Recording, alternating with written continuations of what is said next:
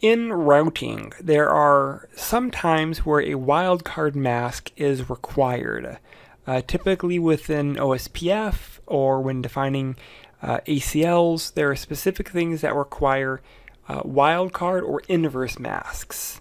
So in reality, wildcard just means inverse. So here we have a subnet, 255.255.255.0.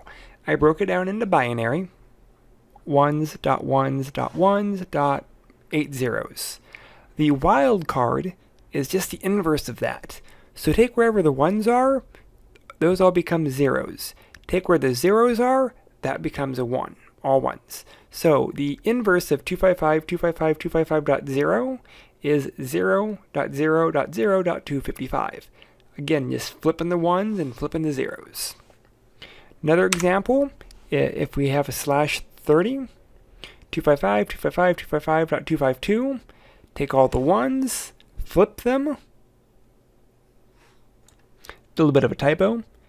255 is only 3 bits not there, not 3 bits. So again, we're just flipping the 1s.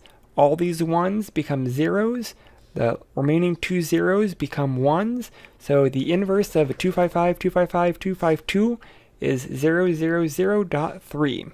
This is important because OSPF actually uses inverse masks. So basically they're saying which bits are the host bits. The 1s are the network bits. The zeros are the network host bits. 1s are network.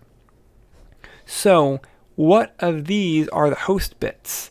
And that's what we want to actually capitalize on. That's what the wildcard is looking at, is which of the bits can we play with. And that's how we figure them out. If you have any questions on this, please let me know. Thank you.